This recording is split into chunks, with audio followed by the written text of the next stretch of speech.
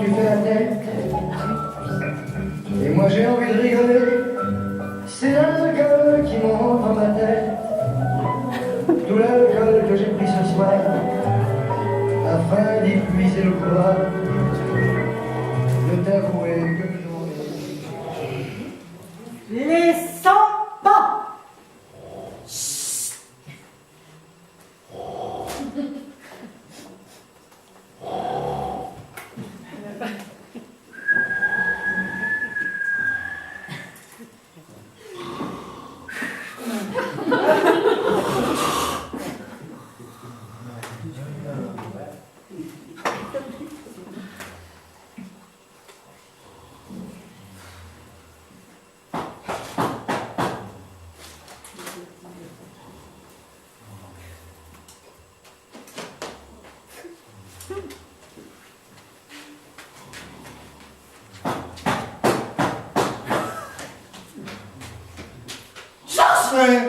Georges, t'as entendu? Qu'est-ce qu'il y a? T'as pas entendu?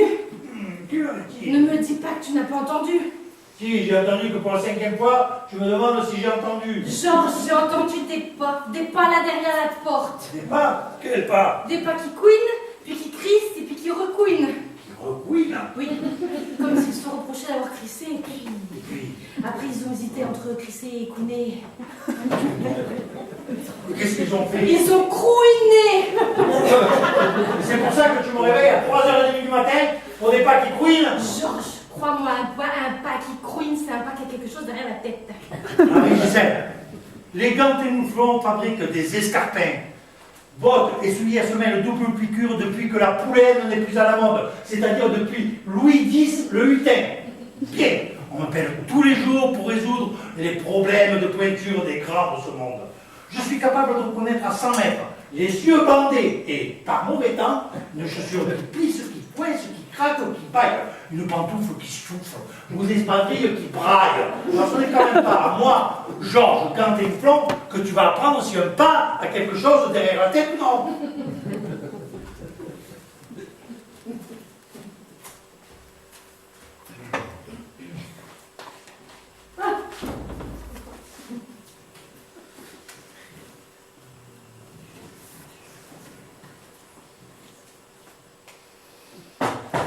Georges, ça recommence cette fois, ça craque le but, c'est très mauvais signe. Marie-Gisèle, est-ce que tu veux ma ruine? Mais enfin, t'es sourd ou quoi? Ça sent le patibulaire à planer, mais fais quelque chose. Tu sais à quoi tient la réussite de la chaussure Cantinflon?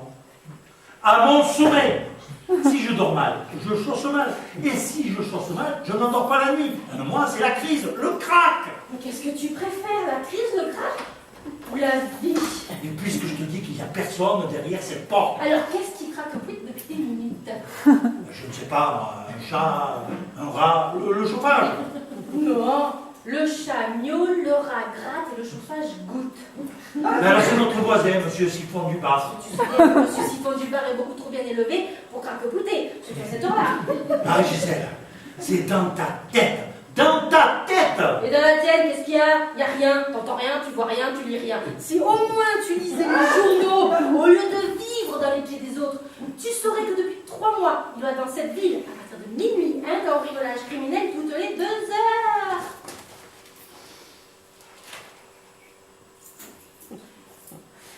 Oh, mais ça va. On a encore 20 minutes. Là, c'est trop.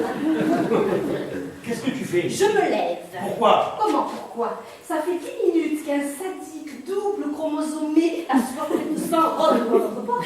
Et tout ce que tu trouves à me dire, c'est que ta famille a connu Louis X le Hutin et tu voudrais que je partage une seconde de plus ta couche? Bah, Marie-Gisèle. il n'y a plus de Marie-Gisèle. Georges, les têtes me tombent des yeux. Les quoi? Les têtes. Je vois clair tout à coup. Après 10 ans de mariage tyrannique, je découvre enfin ton vrai visage, une bouillotte de lâcheté tiède.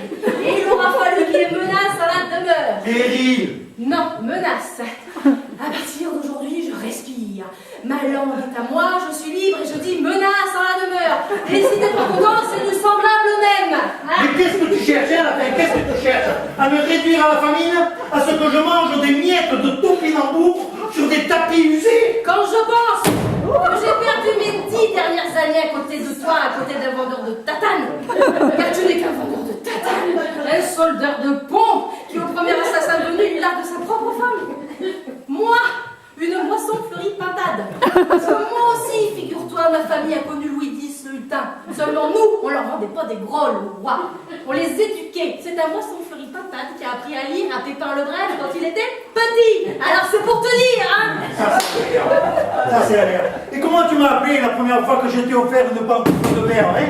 Comment tu m'as appelé la première fois que je t'ai rencontré? Mon prince charmant, tu m'as appelé. Alors ne le ramène pas avec Pépin le Bref, hein? Parce qu'il m'arrive même pas à la cheville, Pépin le Bref. Quoi? Tu oses insulter un ami de mes parents, dire de la générosité même, alors que pour me conquérir, tu n'as été capable d'en faire qu'une pantoufle. Et en plus, ça ne m'allait pas. Que j'ai fait de mes propres mains, une pantoufle gantée mouflon, il ne t'allait pas. Non, d'ailleurs, jamais rien de ce que tu m'as fait ne m'a été. J'aurais dû écouter ma mère épouser un des nôtres. Un preux. Non. Tu sais ce qu'il faisait, les preux, Pépin le Bref, avec les autres, avec les mégères de ton cru? Il les balançait le jour de leur donjon. Et de jouer avec se peigner une croix blanche sur leur gonfanon. Est-ce que je t'ai pensé une seule fois d'un donjon? J'aurais adoré ça. Ouais, j'aurais adoré que tu me donnes une seule fois la seule chose que je voulais vraiment, la poésie. Galoper sur la plage, accrocher à la selle, manger à pleines dents de la viande crue, crier ton nom dans les dunes, relais notre désir sur la vague de sel, saisir l'eau, le vent, enfin vivre quoi. Et nous étions autour des plages, hein. Tous nos après-midi à pédalo, quand je te chantais à pleine voix, oh sole mio, la la la la. Tu les as oubliés tous ces moments de joie intense? Non, Georges. Ah, quand même.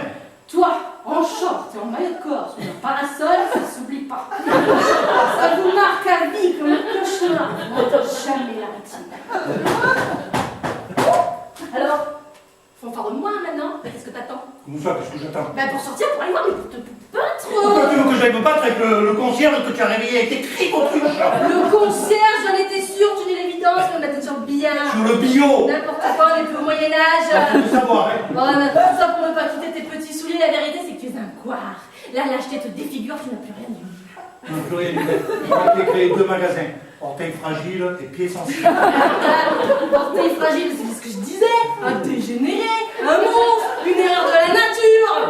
Regarde-toi dans cette glace, hein. Et dis qui, à part une erreur de la nature, aurait pu t'épouser? C'est ta classe. L'annuaire, où est l'annuaire? C'est ça, vas-y, appelle un médecin pour me faire enfermer, lâche. Prétentieuse, j'appelle un vétérinaire. Pardon, maman, pardon. Tu m'avais pourtant prévenu. Pardon, maman. Tu l'as détruit, mais je ne te laisserai pas massacrer l'appartement que j'ai payé grâce aux chaussures gantés mouflons. Georges, même la plus petite des femme fourmi, jaillit hors de sa fourmilière quand sa femelle est en danger. Crois-moi, un homme qui n'est même pas une fourmi pour sa femme, c'est lamentable. Voilà, c'est fini. Bon, pour te faire plaisir. Mais vraiment pour te faire plaisir, je vais appeler la police. Oh bah non, sûrement pas, c'est trop facile. Dis, au premier assassin, pourquoi qu'on appelle la police? Dis, je suis encore ta femme, tu voudrais pas que des policiers me voient dans cet état. Il y a quelqu'un que j'envie. C'est le tueur là qui va rentrer t'étrangler. Je ne sais pas ce que je donnerais pour être à sa place. Un assassin, si au moins tu étais un assassin, rien qu'un petit tueur, j'éprouverais enfin un frisson avec toi. La tête est trop vraie. La coupe est pleine.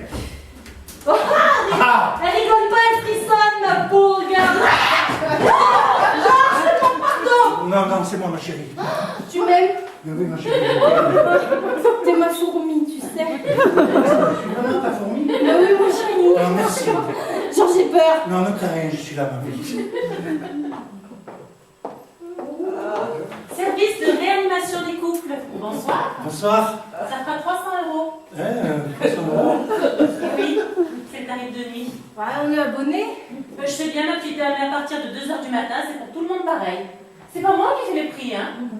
Eh bien, c'est bien. Vous voulez boire quelque chose? Oh, ça sera pas de refus. La soirée a été dure.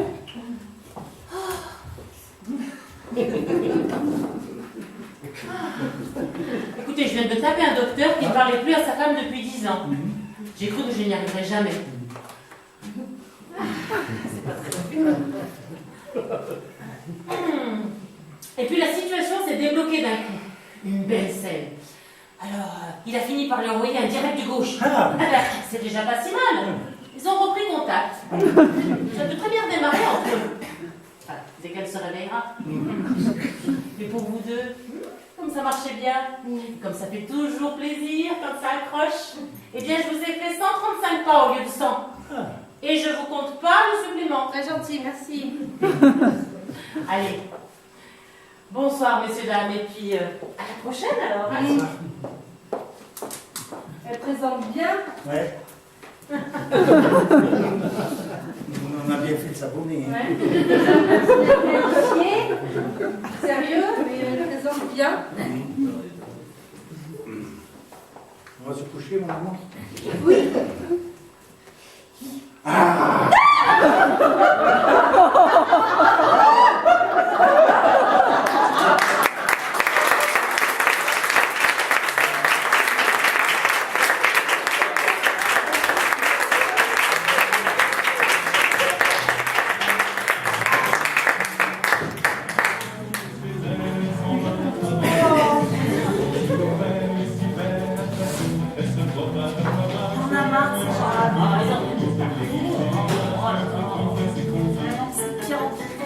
Allez, quand t'es mouflon, c'est les pires. Moi j'arrête.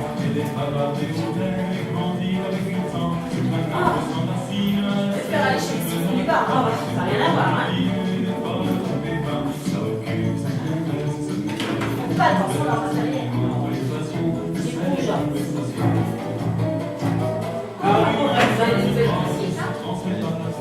Et tu sais ce que j'ai entendu? Le maire, là, monsieur Pagès. Tu sais ce qu'il va faire? La semaine prochaine, il célèbre le premier mariage homo ici. Sans Métamis. rire. Mais oui. Oh, mais je veux y aller, moi, je vois ça. Moi aussi, hein. J'en ai une aussi. Tu sais pas quoi? Maintenant qu'ils ont fait la jonction entre Carpentras et Ouais. Avignon pour le train, Ouais. et ben ils vont l'amener jusqu'à Métamis. Carpentras, Métamis en train, ça sera faisable. Par contre, ça va s'arrêter au niveau de la Bastille parce que sinon, tu sais, le train, il ne peut pas monter jusqu'en haut. Ah bah ouais. Et tu sais quoi? Le pont de la Messe, ils vont l'agrandir. Non. Que les péniches puissent passer dessous. Sans rire. Mais oui, parce qu'il faut amener le raisin jusqu'à Hambourg. C'est trop chouette. Ah, c'est génial. C'est du courant. Vous saviez ça? Monsieur Pagès, il faut en parler. Hein. Je voulais pas dire. Mariage, ok. Discrètement. Vous allez voir ça. C'est super. Rumeur.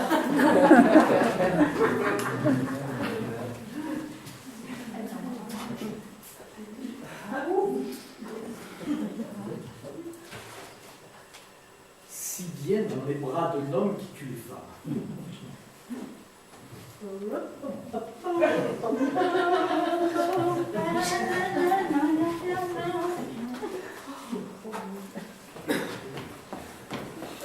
Pardon madame, vous n'aurez pas l'heure.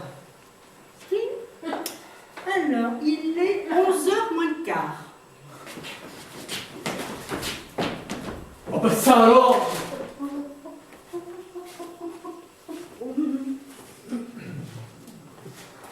Tiens Bernard! Tu vas? Ça va. Ah mais t'es dans toute chose. Ah, écoute, les gens sont incroyables. Ah.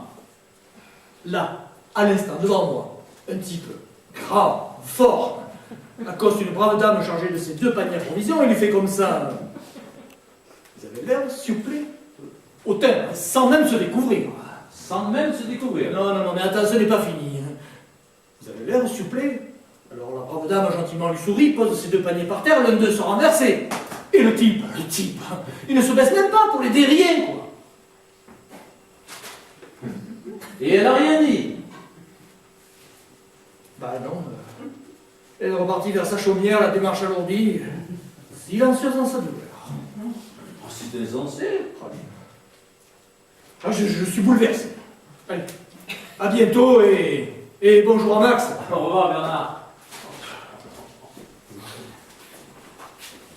Tiens François! Ça c'est drôle. Dis donc, tu sais ce qui vient d'arriver? Quoi, où? Ici, à l'instant. Alors écoute, c'est incroyable. Une petite vieille qui revient de faire son marché. Elle a fait toutes ses économies sont passées. Elle marche lentement, courbée. L'œil triste. Comment tu le sais? Je la vois. Arrive un type serré dans son imperméable noir.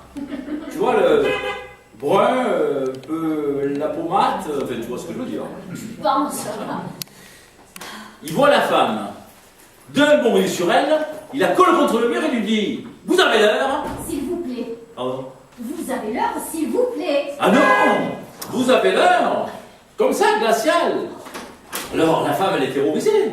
Elle pose ses 2 paniers par terre, l'un se renverse, et le type, il a un rire. Cynique. Ah, exact. Alors, elle sort sa montre. 11h moins le quart, dit-elle, en relevant la tête. Eh bien le type, il a tout pris ce qu'il y avait dans son panier. Et il est parti. Il a bousculé en partant, un coup d'épaule. La pauvre femme le titube, elle tombe par terre. Elle se démêle une côte. Eh bien, elle essaie de se relever. Avec peine, tu penses. Et elle regarde son panier qui est vide. De larmes coulent de ses yeux. Bleu. Et elle repart nourrir sa maisonnée avec ce qui reste dans un panier, en serrant les dents sans gémir. Le salaud. Oui. Ah, Françoise, allez, adieu.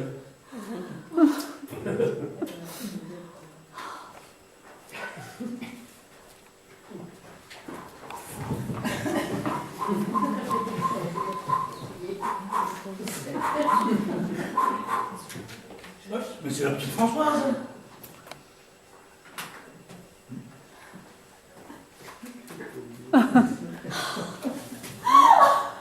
Tout s'en va, tout fout le camp. Où ça?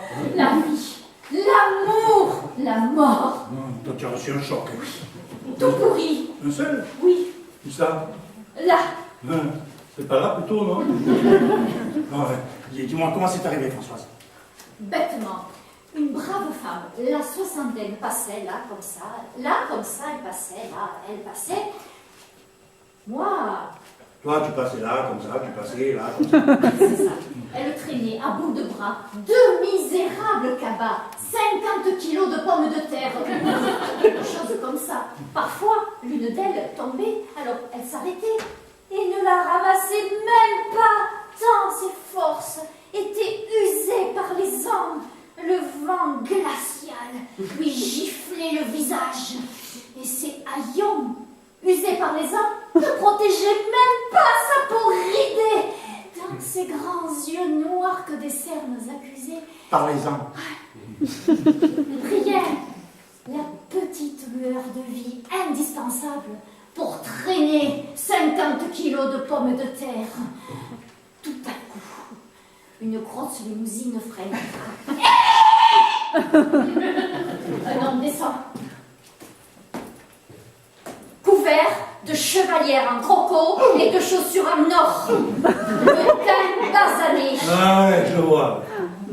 Cravate framboise. Il croise la villageoise et la toise. Tu suis? Oui, Françoise. Après avoir allumé un Havane, méprisant, il lui jette la fumée dans la figure. Merci, lui dit la femme, ça l'a réchauffé. T'as pas l'heure, mais mère, lui crache-t-il à la figure. Si, monsieur, répond la dame, et sort de son cabas une petite montre goussée qu'elle cachait dans ses pommes de terre. Il est 11h moins le quart. Le type éclate de rire, arrache les 2 cabas, les jette dans sa grosse limousinoire, balance un coup de talon dans la tête de la vieille, qui gicle sur le trottoir, et il repart dans sa grosse limousinoire. Ah, mais dis donc. Dis donc. Il a fait du sang partout. La vieille femme soubresauta quelques instants, essayant d'attraper le dernier tubercule qui roulait sur la chaussée, puis... Ah, mais dis donc. Et toi, qu'est-ce que tu as fait, Françoise? Oh, j'ai eu un choc, et puis j'ai vomi. Une ambulance est arrivée, et l'a ramené. Et après, je ne sais plus ce qui est arrivé. Oh, mais dis donc, Françoise. Ah, dis donc. Allez, viens voir, je vais te raccompagner. Laisse, je préfère marcher quelque peu pour que le froid me redonne la force de vivre.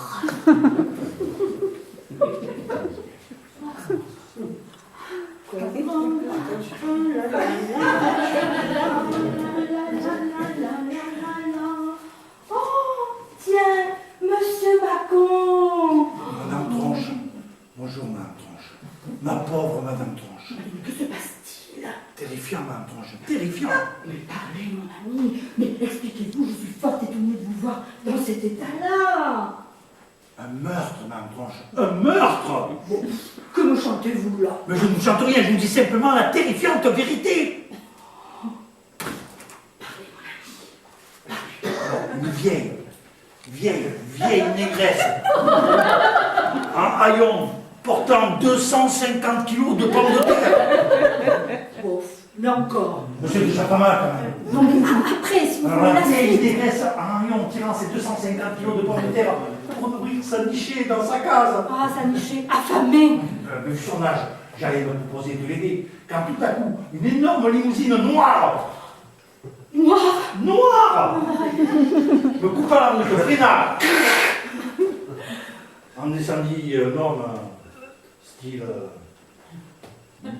brun. Il se plante devant la villageoise qui revenait de faire son marché, et il lui dit avec son nez indéniable, il lui dit oh, pardon, dame, vous n'avez pas l'heure. Non, si. Alors la dame se penche pour chercher sa montre à gaucher dans son sac, et paf, la furinette au stade. Et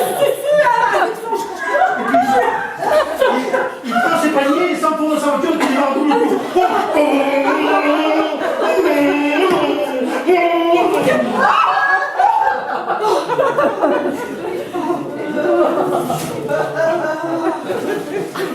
Puis, cri le curieux, Pado qui s'évanouit, ce pompier, sirène, ambulance, on me bouscule, la pluie qui se met à tomber, les impairs qui s'ouvrent, les imperméables qui se ferment, j'ai le mocassin trempé, enfin la suite quoi.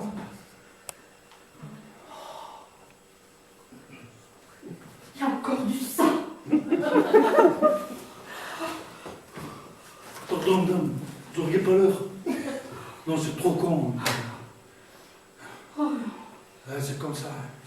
Puis allez, continuez, hein. On va m'en trancher. Adieu, monsieur Bacon.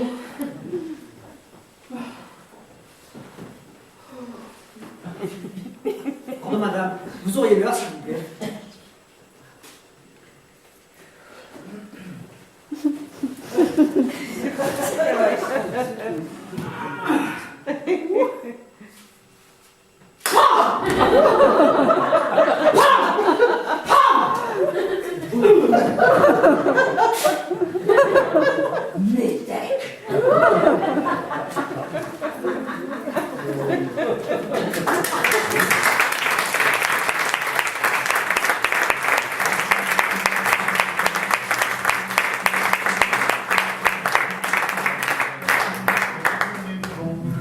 On est con, entre plus de controverses, on caduque ou qu'on débutant. Petit con de la dernière traverse, vieux con des neiges dans le temps. Petit con de la dernière traverse, vieux con des neiges dans le temps. Fraternité.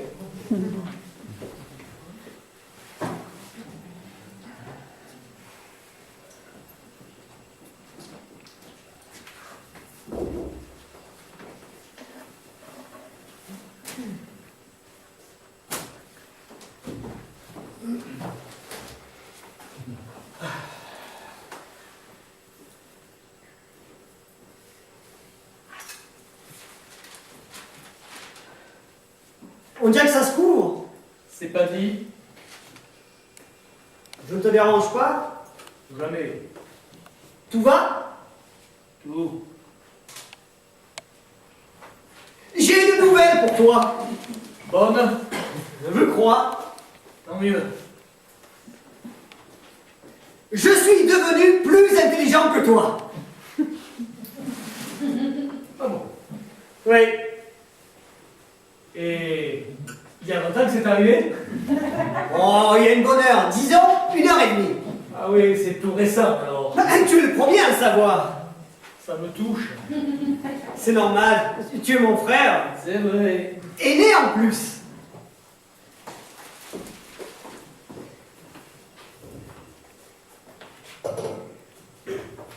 Beaucoup. Quoi? Tu es devenu beaucoup plus intelligent que moi? J'ai l'impression. Tant qu'à faire. Tu sais, ça fait longtemps que j'en avais envie. Hein. Ça ne se voyait pas. Depuis l'âge de 5 ans. Ah oui. Ça fait un bail alors.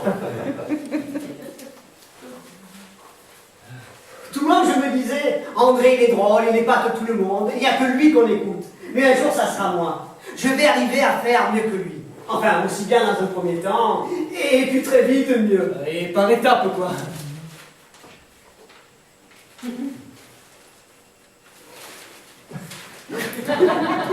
Voilà, exactement. Ça fait donc 34 ans que tu veux devenir plus intelligent que moi. Oui. C'est énorme. Mais j'ai traîné, lambiné même. Ça devait te faire peur. J'arrivais pas à m'y mettre. Bon, et pourtant, j'en crevais d'envie. Hein. Surtout après les repas, le dimanche, chez mamie, où tout le monde m'appelait Concon. Tu t'en souviens? Très bien, oui. On t'appelait comme ça aussi à l'école, non, je crois. Oui, le catéchisme. Bon, c'est pour ça que je me lançais quand même dans un sacré boulot. Tu parles. Et puis à quoi? 6 mois, j'ai décidé de sauter le pas. Comme ça, d'un coup. Non, ça m'a pris un soir. Quand je t'ai vu à la télé parler de ton dernier livre. Tiens. Ah oui. Quand je t'ai entendu raconter les colères de l'oncle Pierre, la pêche grenouille, la petite Lisette qui se défait les genoux, et puis la noyade de mamie. Mais je me suis dit, mais je connais tout ça par cœur, j'aurais pu tout raconter pareil. Et même en plus, l'accident de voiture du charcutier, que tu as oublié entre parenthèses, le gros Paul. Oui, exact. Parce que quoi, ton enfance, c'est aussi mon enfance, à 2 ans près. Enfin, je veux dire, à 2 ans plus que moi. Enfin, à 2 ans... Oui, enfin, tu veux dire que je suis né 2 ans avant toi. Voilà, exactement. Alors, quand j'entendais le journaliste qui disait sans arrêt, on est saisi par la justesse, ou ce souvenir bouleversant, ou la finesse de l'évocation. Ah, je me suis dit, quand même, Jacques, quand même, l'intelligence, c'est pas la mer à boire. Vas-y, saute. Et j'ai sauté. Tu veux dire, tu as Écrit pile. J'ai commencé par l'accident du charcutier, justement. Et puis mon patron l'a lu. Tu le connais, mon patron? Je crois pas, non. Ah, un type très fin, très sensible. Ah, il a commencé tout petit en travaillant ses abdos, et maintenant, il a 3 salles de gymnastique. En effet. Oh, il t'admire beaucoup d'ailleurs. C'est quand je lui dis que j'étais ton frère qu'il m'a engagé au talcage. Ah bon? Oui, il m'a dit, le frère du grand écrivain André Lamotte ne peut pas rester sans travail. Une vraie admiration pour toi. Ouais. Je suis flatté. C'est pour ça, comme j'avais pigé qu'il aimait bien tes livres, et que c'est grâce à toi, en quelque sorte, que je talquais les agrès chez lui, je me suis dit, je vais lui faire lire L'accident du charcutier. Bonne idée. Il a aimé? Mais il a été formidable. Il m'a dit, Jacques, tu devrais commencer par le début. Le début? Étudier, apprendre à lire avant d'écrire. Oui, il a l'air bien ce type. Je t'ai dit très fin, très sensible. Alors bien sûr, je l'ai écouté et j'ai lu. Mais attention, j'ai tout lu. Très bien, très bien. Tout. La rhétorique, la satire, les paradoxes, le raisonnement, la pensée abstraite. Tout. J'ai rien laissé au hasard. Même des choses pas indispensables pour l'intelligence, eh bien, je les ai bossées. Comme les sentiments, par exemple. Tu as bien fait. Oh que oui, c'est que tu une pointure. Je me disais sans arrêt, ça serait trop bête. Si j'arrivais à lui mettre, je ne sais pas moi, 3 longueurs en dialectique, et que lui bifurque tout d'un coup sur l'amour ou sur la haine, je suis marrant. Bien sûr. Enfin, remarque, les sentiments, ça m'a bien plu. Ouais, c'est vrai, c'est très amusant le sentiment. Et puis, il y a beaucoup moins à apprendre que pour l'intelligence. Moi, je me rends pas bien compte, mais... Oh là, mais t'en as une dizaine qui comptent, pas plus. La pitié, l'envie, la jalousie. Tiens, la jalousie, c'est quelque chose. Il est costaud celui-là. Ah oui, celui-là, c'est un gros, oui. Oui, 2 bouquets épais comme ça. Attention, pas l'envie, juste la jalousie. Ça ne m'étonne pas, hein. Je peux te le réciter par cœur, les 2. Bravo, Jacques. Oui, je t'avoue, je ne suis pas mécontent. Et moi donc? C'est ce que je me suis dit. Pour une fois, il va être fier de moi, le frère aîné. Tu peux le dire. Bon. Maintenant, je vais l'annoncer aux parents. Ça va les surprendre. Probablement, oui. Peut-être même leur faire de la peine. De la peine. J'en ai peur. Pourquoi? Jacques, maintenant que tu es plus intelligent que moi, je me sens plus libre pour te dire que papa et maman Ben vas-y. m'ont toujours préféré à toi. Oh, mais c'est bien normal, dis donc. Il n'y avait pas photo. Ils n'avaient quand même pas préféré Concon.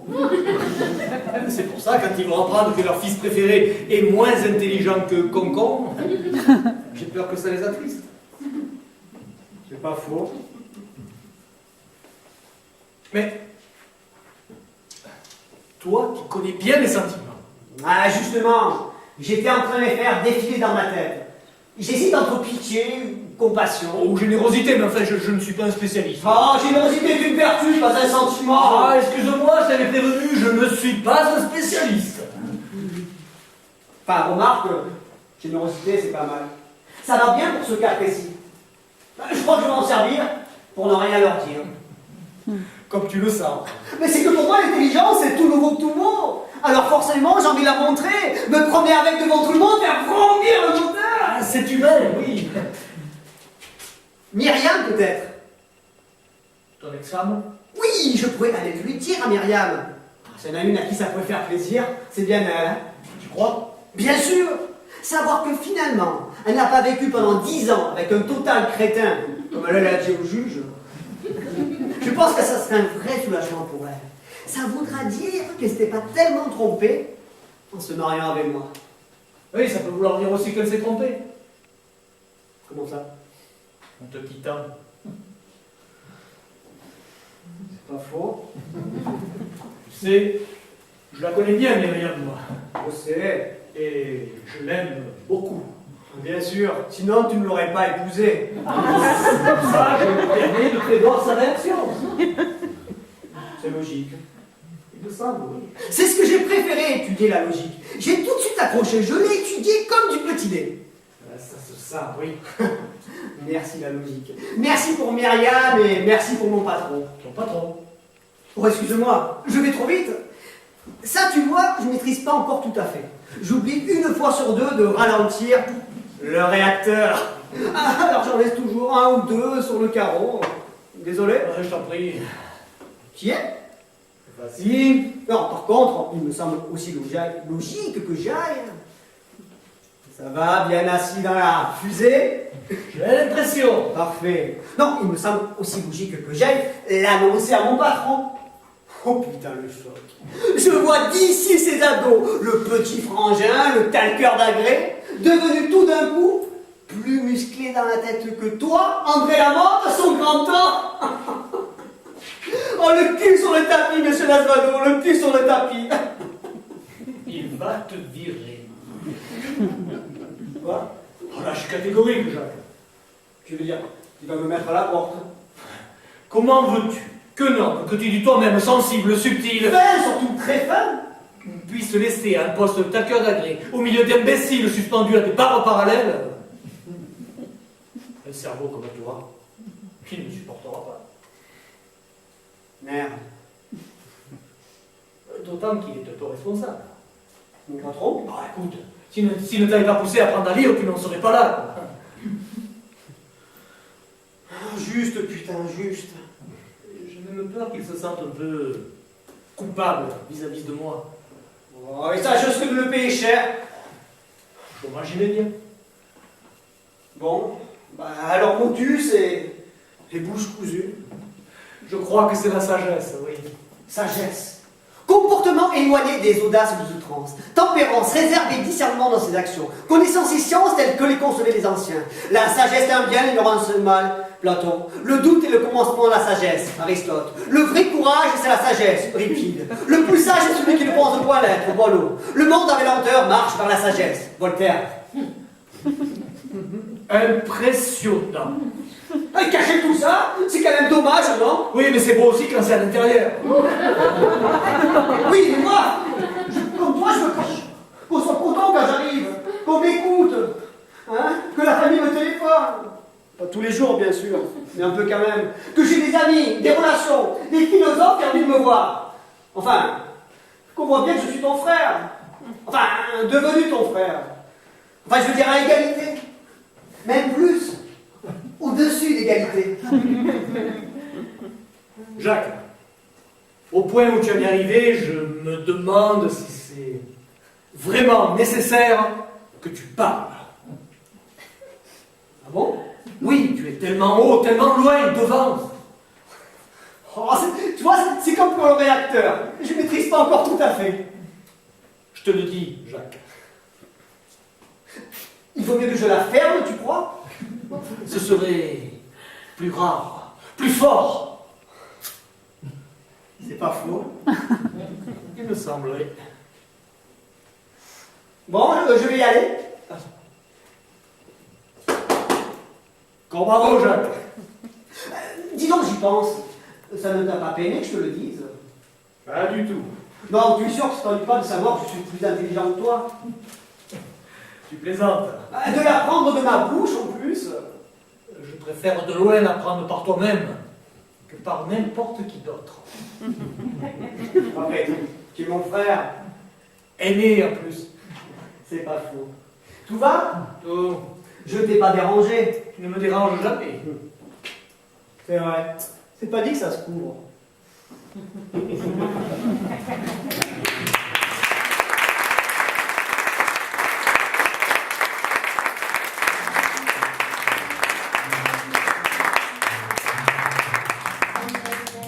Lucien, il jouait beaucoup d'être mains. Tout entre nous a commencé par un prénom petit. Monique. Sur la Monique. Monique! Monique! Monique! Oh!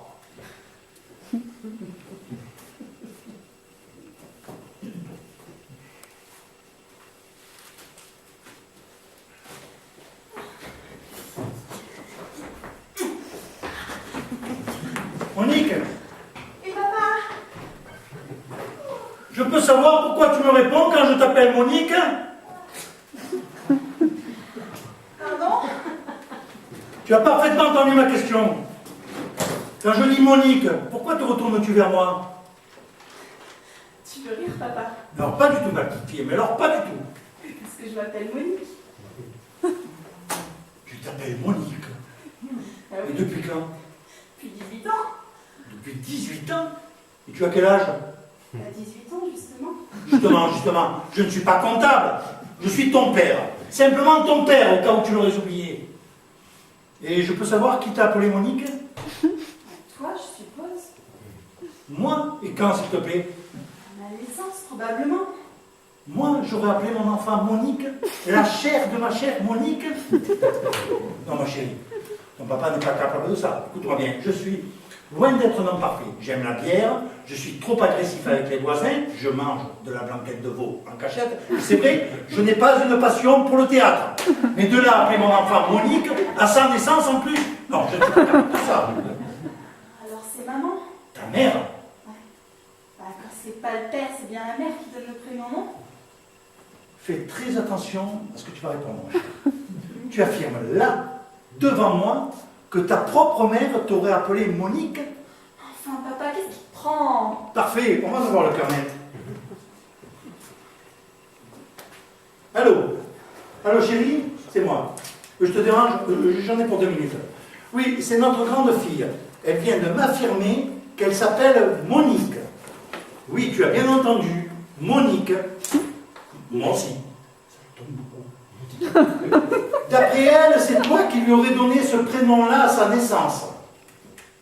Tu es au courant de cette histoire? Oui, mais bien sûr, je te crois. Mais elle est butée, tu la connais. Ouais, vas-y, je t'en prie. Vas-y. Elle m'en fout dans le magasin. Alors, qu'est-ce qu'elle a dit? Elle m'a demandé si je plaisantais. Moi aussi, je te le demande, papa. Donc, tu n'en démords pas. Ce que tu veux. Que je te montre mon passeport? Mon passeport.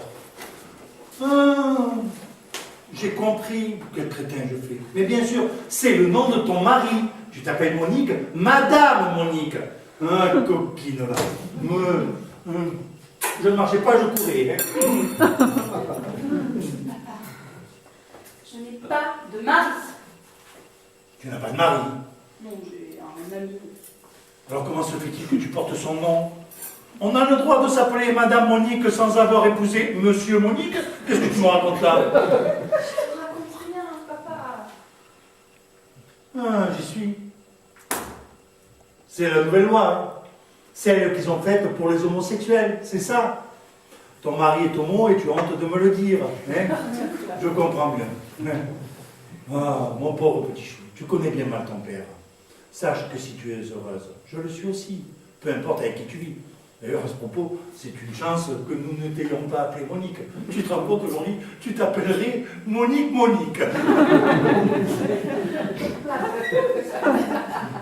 Tu devrais te reposer un peu. Me reposer, quand ma propre fille refuse de me dire son prénom, ça pour moi c'est beaucoup plus scandaleux que d'épouser un pédéraste.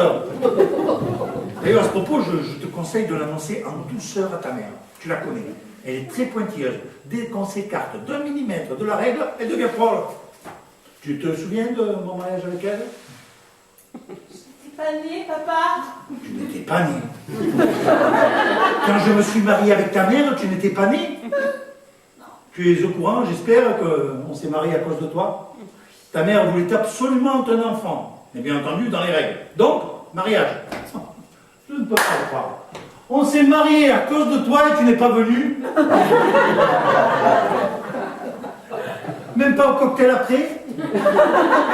Même pas trinquer, partager une coupe pour nous souhaiter, je ne sais pas, nous souhaiter tout le bonheur du monde. Merde, on était parents quand même. Mais papa, je n'étais même pas conçue, tu le sais très bien, maman n'aurait jamais accepté de se marier enceinte. Voilà, ça c'est vrai. C'est vraiment violent de se présenter devant le maire, ou pire, le curé, avec un péché dans la domaine. Tu dois avoir raison. Qui est Yolande? Ta mère, ma chérie. Non, maman s'appelle Nathalie.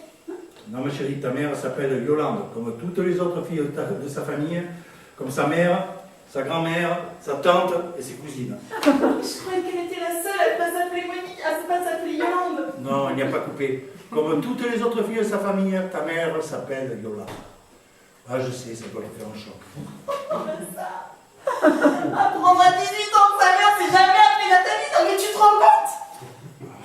J'ai fait tout ce que j'ai pu pour que tu l'apprennes le plus tard possible. Mais je savais qu'un jour ou l'autre, je serais obligé de te le dire. Mais pourquoi vous m'avez menti? C'est moi qui ai voulu qu'on appelle ta mère Nathalie dès que tu es née. J'avais peur qu'on se moque de toi à l'école.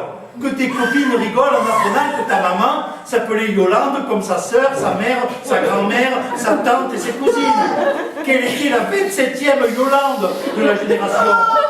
Qu'on te demande pourquoi chez toi on était incapable de trouver un autre prénom pour les filles. Et que devant l'impossibilité de trouver une réponse sensée, tu commences à douter de la santé mentale de ta famille. En te demandant si tu ne faisais pas partie d'une tribu de tarés, dupliquant le nom de ces femelles à l'identique. Yolande après Yolande. Oh, tu étais ma petite fille chérie. J'aurais évité ce genre de pensées qui ne sont pas bonnes pour les petites filles. Une petite fille doit courir dans les champs, lire des poésies, apprendre l'espagnol, préparer sa communion solennelle, et penser au prince charmant qui viendra un jour et qu'elle épousera, même s'il est homosexuel. D'ailleurs, quand on voit comment sont accoutrés les princes charmants aujourd'hui, il ne faut pas s'étonner qu'ils préfèrent les garçons et que les jeunes filles les attendent en vain. Sauf toi, ma chérie, toi, tu as réussi à en coincer un. Et pourquoi? Parce que tu es bien dans ta peau. Et tu es bien dans ta peau parce que tu n'as jamais su que ta maman s'appelait Yolande. Et c'est pour me cacher que moi aussi je m'appelle Yolande que vous m'avez appelée Monique. Mais tu ne t'appelles pas Monique ni Yolande. Mais alors comment je m'appelle? Voilà la question. La bonne question. Mais papa, tu m'as quand même intitulé le jour de ma naissance. Tu m'as donné un prénom, tu ne m'as pas sifflé tout de même. Pour que tu crois bien sûr que je te donne un prénom. Tu ne t'en souviens pas? Ça fait 18 ans, ma petite chérie, 18 ans. Tu te souviens, toi, de ce que tu faisais il y a 18 ans? Je venais au monde. Oh, trop facile, hein, trop vague. Hein. Non, je te demande un souvenir précis, un bruit, une odeur, une image. Par exemple, tu ne te souviens pas de moi penché sur ton berceau? Non. Et le nom avec lequel je t'appelais, que je te susurrais à l'oreille, même approximativement? Non. Juste un son, une voyelle, quelque chose qui pourrait nous mettre sur le chemin. Tu te rends compte, avec un cerveau tout neuf, bourré de neurones frais, tu n'as même pas été capable d'enregistrer le prénom que ton papa te répétait en te donnant le biberon, et tu viens me reprocher à moi, un homme usé par les ans? Je te demande pardon. Je te demande pardon. Non, c'est pas grave. C'est l'ingratitude de ton âge. On y passe, c'est normal quand on a 16 ans. 18. 18 quoi? 18 ans, papa. Ah oui, c'est vrai, 18 ans, pardon. C'est bien la fille de ta mère, hein. Précise, maniaque. Qu'est-ce qu'il y a, ça ne va pas? J'ai dit quelque chose qu'il ne fallait pas? Mais tout va bien. Je te connais par cœur. Tu es ma petite fille, mon unique enfant. Bon, d'accord, je ne sais plus comment tu t'appelles. Et à part ça, rien de toi ne m'échappe, de la tête aux pieds.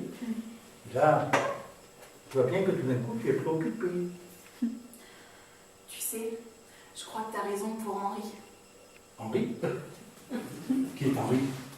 Mon ami. Il s'appelle Henri. Ah là, tu vois, j'aime beaucoup. Tu aurais été un garçon, j'aurais adoré t'appeler Henri. Henri. Henri. Reconnais que c'est quand même autre chose que Monique. Bah justement, je me demande. Quoi? S'il n'aurait pas dû s'appeler Monique. Ah non, s'il te plaît. Tu m'as ouvert les yeux tout à l'heure. Et j'ai remarqué que des fois, elle se comportait comme une fille.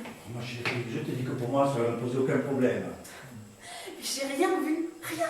J'étais aveugle. Et pourtant, tu sais ce qu'il vient de faire? Henri? Il vient d'inviter un lanceur de javelot qui se prépare pour les Jeux Olympiques.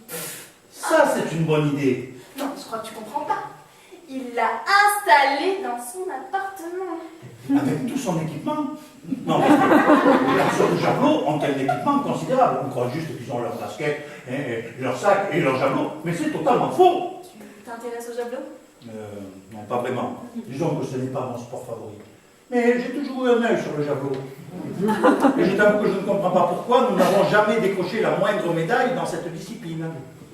Oui, on ne peut pas d'un côté être les meilleurs du monde au football et de véritables merdes pour lancer le javelot. Il y a quelque chose qui ne doit pas rendre, tu es bien d'accord? Tu as tort, chérie.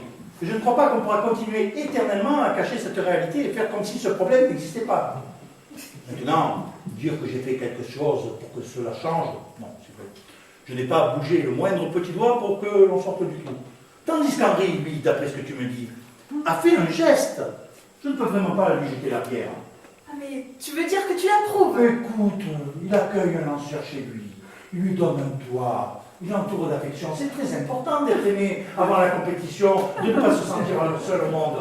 Non, j'ai vraiment l'impression qu'Henri va dans le bon sens pour qu'on s'en sorte. Mais que qui s'en sorte? La France, ma chérie! La France du javelot! Et moi là-dedans? Mais tu es française, oui ou non?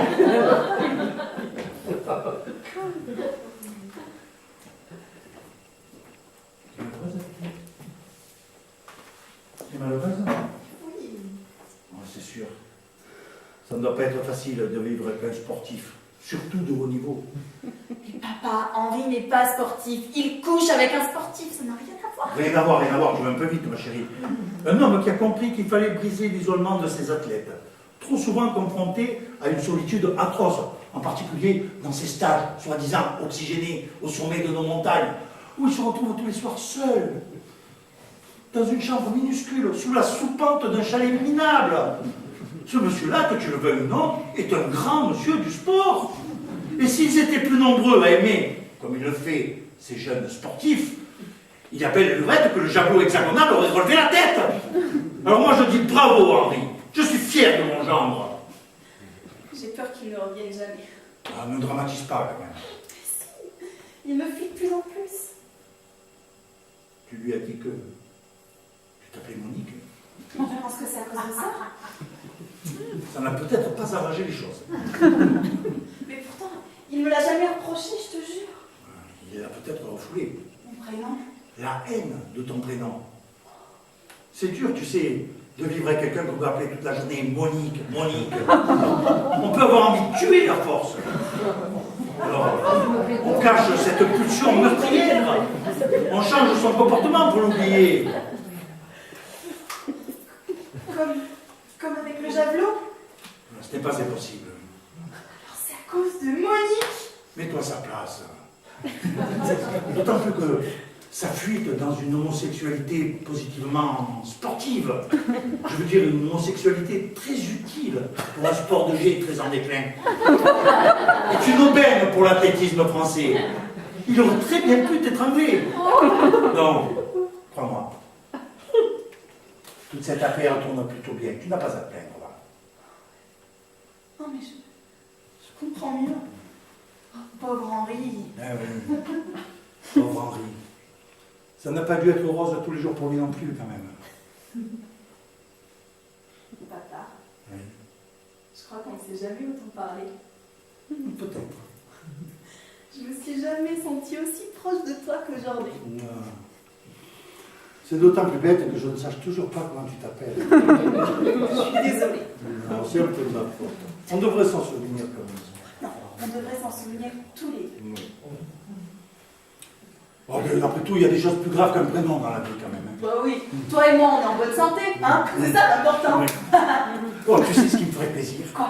C'est qu'on aille tous ce soir au restaurant. Toi, Henri, le lanceur de javelot, Yolande et moi. Oh, mais c'est une idée géniale! Tous réunis, un vrai dîner de famille. Hein. Allez, viens, on va prendre ton mari et son ami, et puis on va chercher maman au magasin.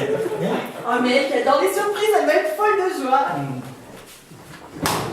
Dépêchons-nous, le mercredi, elle quitte plus tôt. Mais on est mardi aujourd'hui. Tant mieux. Mardi, tu es sûr? Ben oui, c'est le jour où j'ai sport à l'université. Tu es à l'université? Quelle université? L'université de notre quartier, papa. Notre quartier. Nous avons un quartier en commun? On habite le même immeuble. Un immeuble? C'est vrai qu'on se parle beaucoup quand même. On se dit tout ce qu'on a sur le cœur, c'est bien. Merci, papa. Bon, j'espère que je vais me rappeler où j'ai garé la voiture. Hélène. Ce serait pas Hélène? Non. Hélène de Troyes. Catherine de Médicis. Non. C'est pas mon enfance, ça. Non, mais pourquoi pas Cosette? Je t'aime, ma fille, je t'aime. Tu sais, sinon il y a longtemps que je t'aurais abandonné.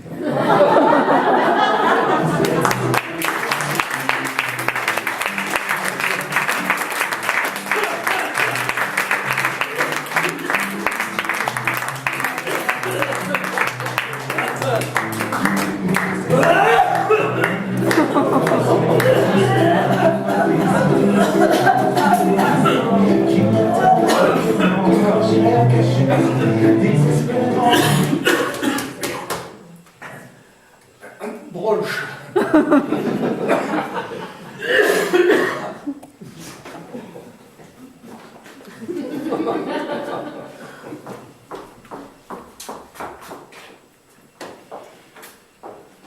Tu veux que je recommence? Tu veux que je replonge, c'est ça? Tu sais, Claudine, c'est très facile, la merde en vrai. Je n'ai pas dit ça.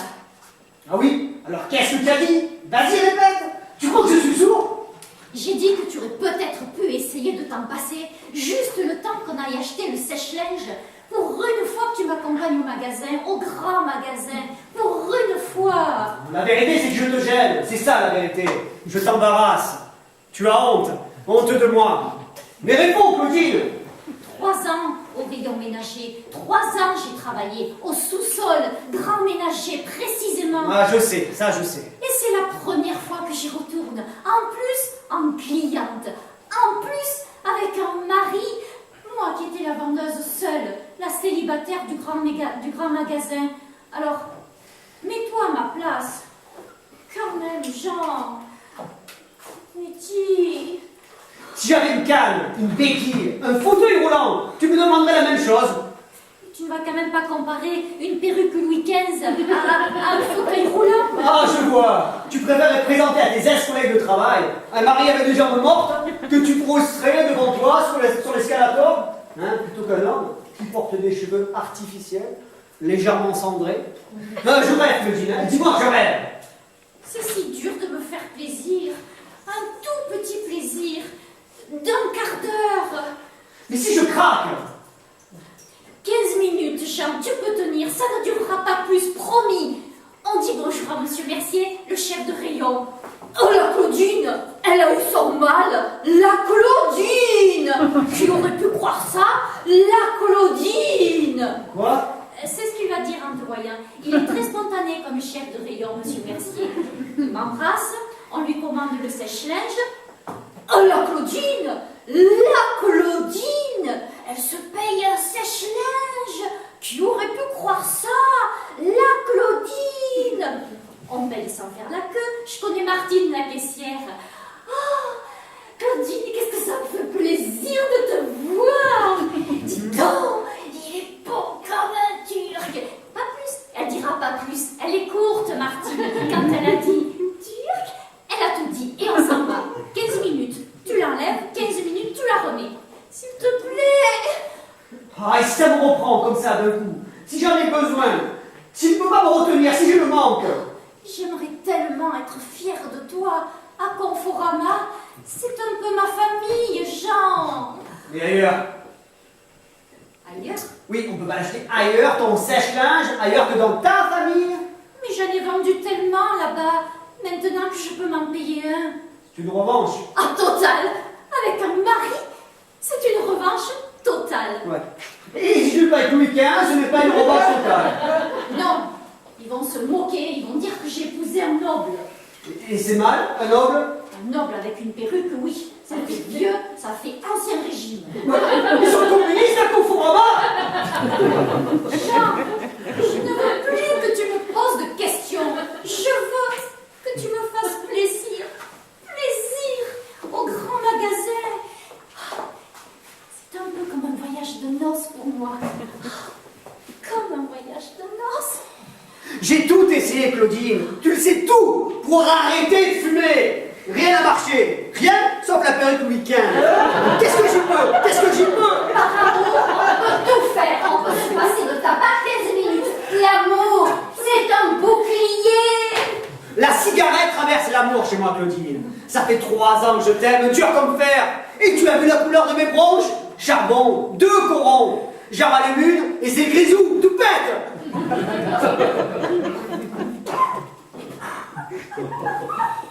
Oh, pleure pas, mon canard.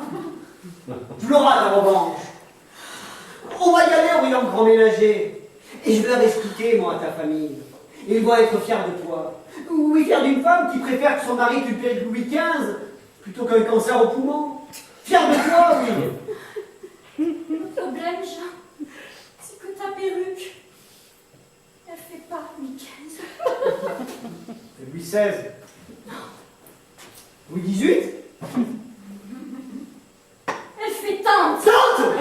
Grosse tante, fiotte, tarlouse. C'est les gens du quartier qui le disent quand tu passes. C'est ça qu'ils disent. Mais ils sont communistes, les gens du quartier. Mais je leur ai tout expliqué. Mais ils m'ont rétorqué qu'un homme qui arrêtait de fumer n'était pas un homme et que les vrais hommes, ils fumaient comme Churchill. C'est vrai qu'il avait des couilles, celui-là. Seul contre des milliers d'avions allemands. Fallait être un solide gaillard. Et moi, j'aimerais amener un homme comme Churchill à Conforama. Si incompréhensible que ça. Non, bien sûr. Ce serait ça la revanche totale. Que je revienne acheter mon sèche-linge à Conforama avec mon mari Churchill. C'est tout à fait compréhensible, Claudine. Et pas avec un BD. Bah, j'espère bien, dis donc. Jean, Oui. je ne veux pas que tu meures. C'est vrai que tu avais envie que je meure. Je ne vois pas pourquoi il rachetait un sèche-linge. Alors, si tu gardes ta perruque Louis XV au grand ménager, est-ce que au moins tu pourrais parler anglais? Ok. C'est pas assez, ok? As you like. Oh, merci! Oh! Merci beaucoup! Oh, you're welcome. Là, oui, là, c'est la revanche. Happiness is waiting. Lord London do I have a windows. Qu'est-ce que tu dis? C'est une vieille phrase de Winston qui me revient. Pour vivre heureux, faites sécher votre linge à la fenêtre.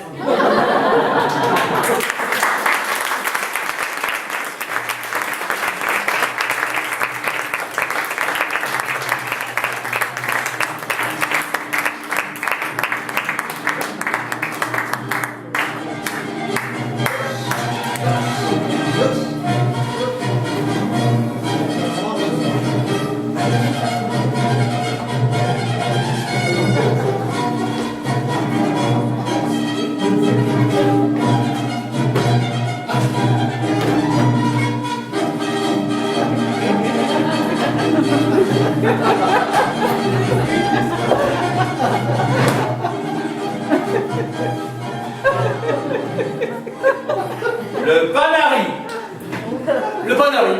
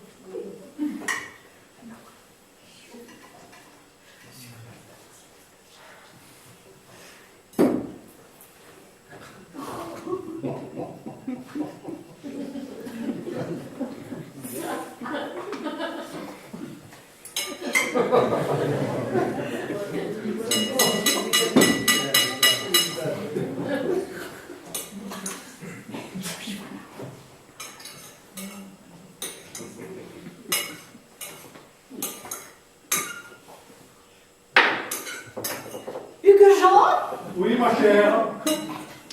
Quand vous me dites, Hugues-Jean, que ce pauvre Max Raspail a un Panari mal placé, j'ai du mal à comprendre. Mais qu'y a-t-il à comprendre, Lucie, Anne? Il a un Panari mal placé, au point c'est tout. Comment peut-on avoir un Panari mal placé, Hugues-Jean? Je l'ignore, Lucie, Anne. Probablement comme on peut avoir une narine mal placée ou une oreille mal placée. Non. Bon, alors comme on peut avoir une voiture mal placée, ça vous va? Mais alors, je comprends très bien qu'une voiture puisse être mal placée. Hein, devant une porte cochère, par exemple. Mais un Panari, c'est complètement impossible. Ah bon? C'est nouveau, ça. Mais non, ce n'est pas nouveau. C'est très vieux. Ça date de l'apparition du Panari. Vous voudriez me faire croire, en quelque sorte, que le Panari est né bien placé? D'une certaine façon, oui. Ça, c'est la vie. Ah non, mais je vous en prie, que j'en contrôlez-vous. Lucie A. Vous me jetez tout de go entre l'asperge et la poire. L'histoire de Panari m'a donné de vous et vous voudriez que je reste mort. C'est mal de connaître. Et où voudriez-vous qu'il soit, le Panari, Hugues-Jean? Hein? Le Panari n'est-il pas toujours placé au bout du doigt, près de l'ongle? Ça m'est égal. Non, mais pardon, j'ai l'impression de rêver. Mon propre époux refuse de sauter l'obstacle de l'évidence. Et où voudriez-vous qu'il soit, Hugues-Jean, le Panari? Hein? Sur les mollets? Dans les cheveux? Sous la langue? Lucie A.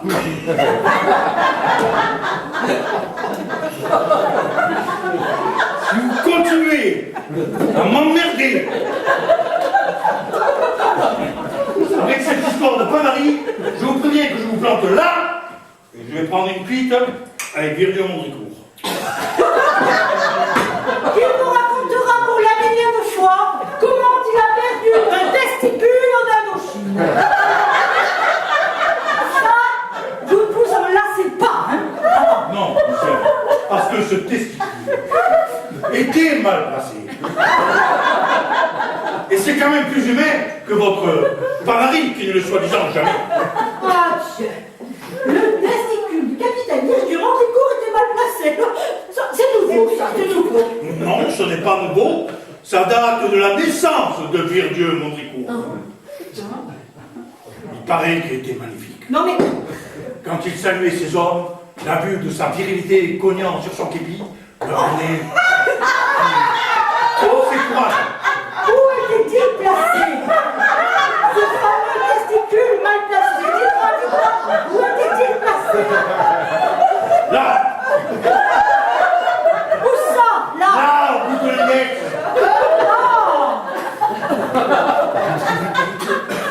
C'était un panache.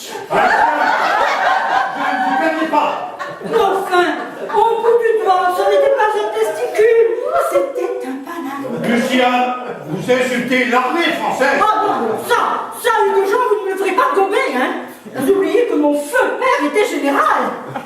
Mais je m'en souviens très bien. Vous semblez oublier que je vous ai épousé parce que vous aviez son menton.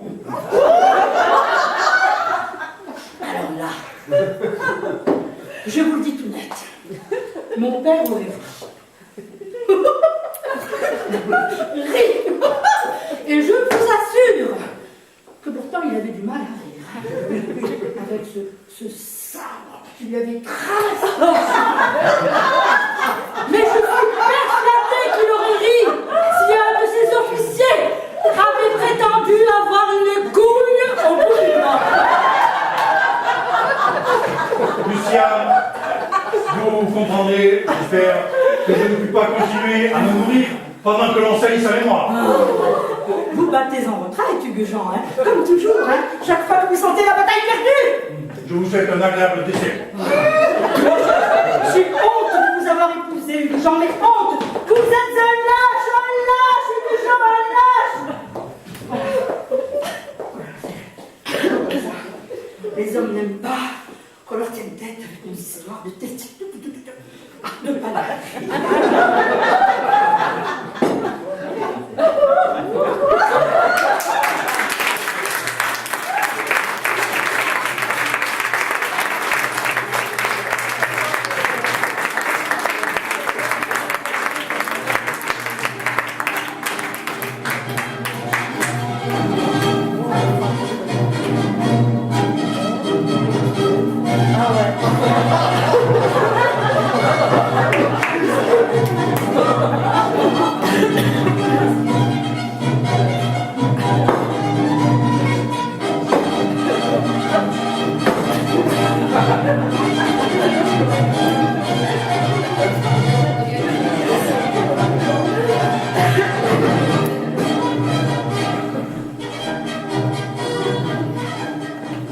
Marcher comme un.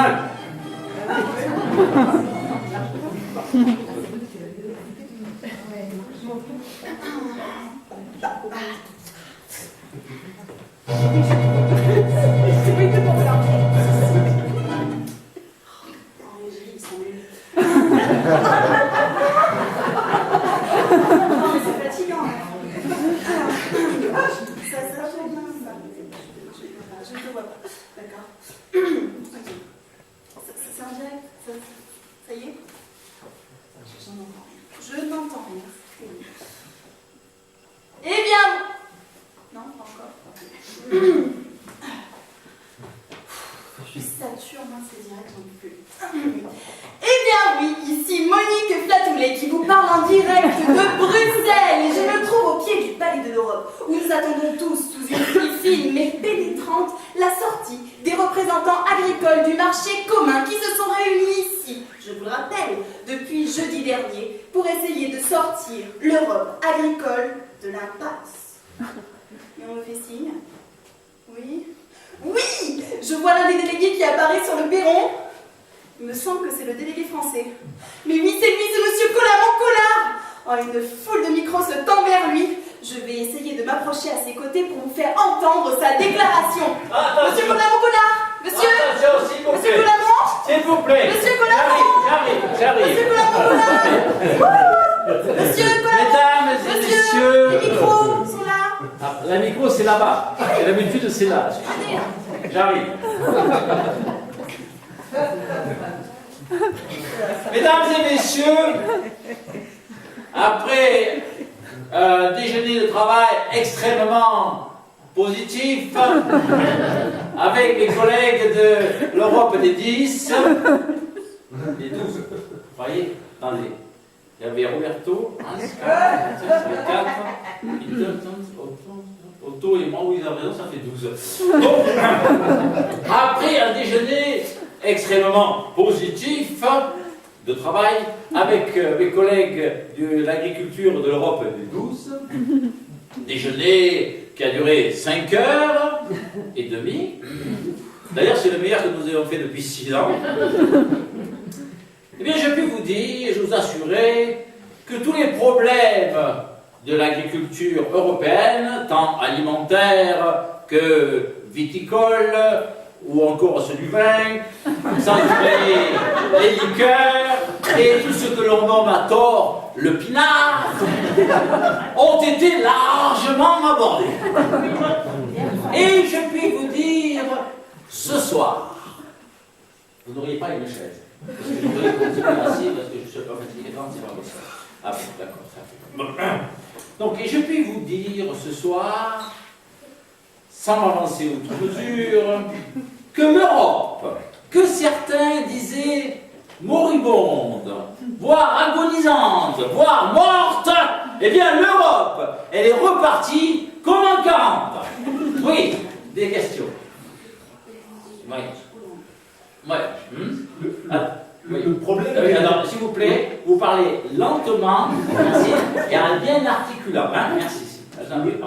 Le problème de laitage hollandais. Le problème, s'il y a le problème de laitage hollandais, s'il a été abordé. Mais oui, il a été abordé. Et d'ailleurs, pour bien faire comprendre à monsieur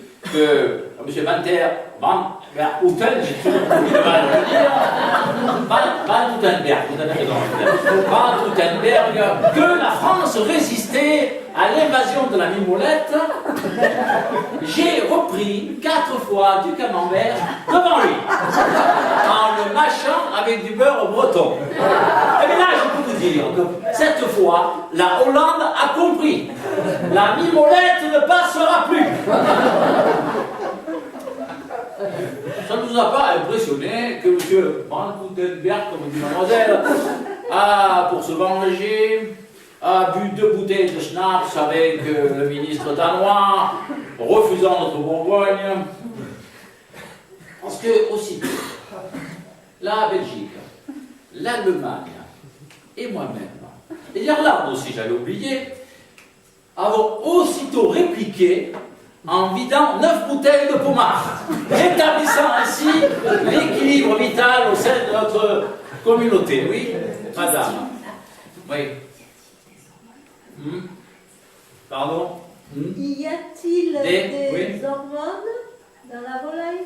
S'il y a des hormones dans la volaille anglaise, alors là, je ne pourrais pas vous dire, parce que quand le poulet au porridge est arrivé, personne n'en a pris. Même le Harrington, parce que rien que la sauce déjà, ça avait l'air pire que les hormones. Ah, il y a le ministre allemand qui a eu le courage, il faut le dire, de goûter à une cuisse. Il n'a pas dit s'il y avait des hormones, il a tout simplement tout recraché en demandant que l'Angleterre soit immédiatement exclue du marché commun. Oui. Là-bas, oui, je vous écoute, oui. Là, oui. Et pour les limites de pêche, Les limites de pêche. pour les langoustines. Limite de pêche pour la langoustine. Pour les langoustines. La limite de pêche pour la langoustine. Alors là, je ne pourrais pas vous dire, parce qu'elle n'avait pas au menu. Par contre, je peux vous dire qu'on parle beaucoup aujourd'hui du problème de la viande, et là, je vais vous dire de suite, il n'y a aucun problème de viande dans le marché commun.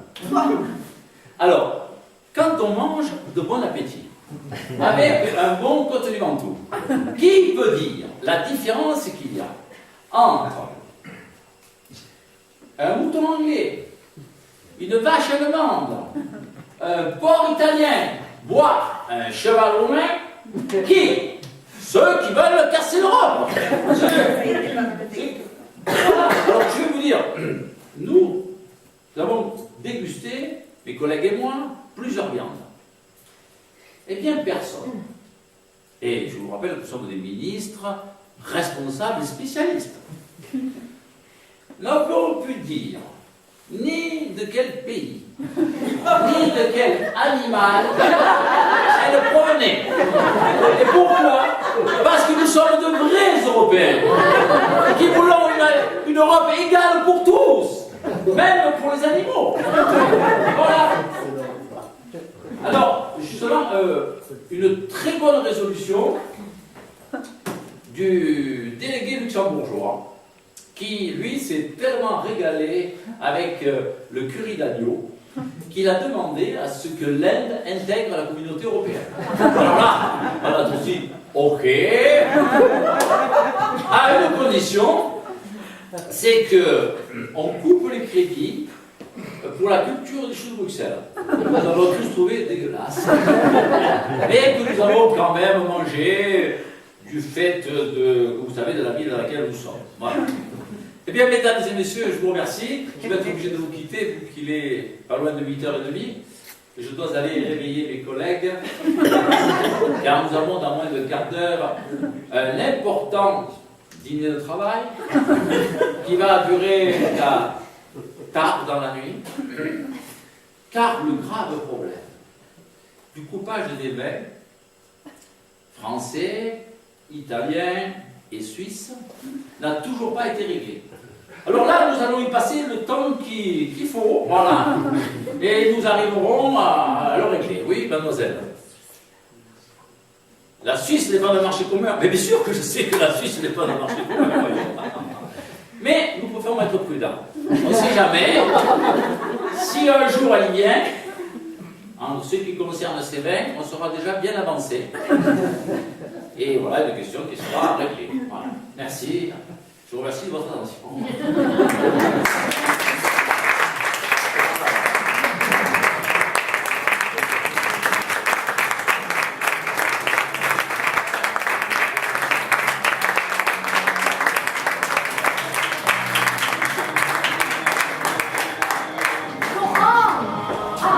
Allez, dépêchez-vous.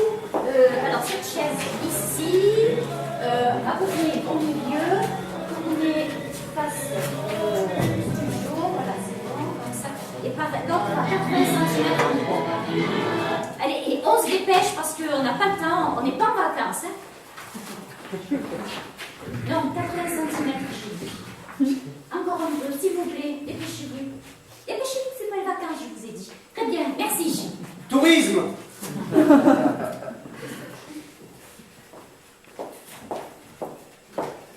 Bien. On peut y aller.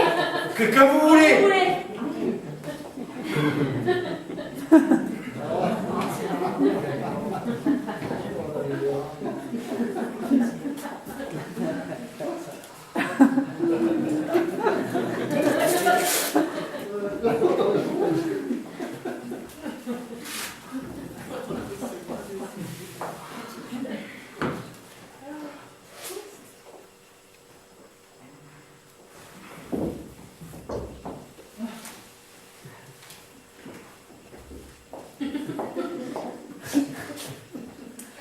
Une fois de plus, un homme et une femme ont été victimes de la publicité abusive et mensongère d'une agence de voyage aventure.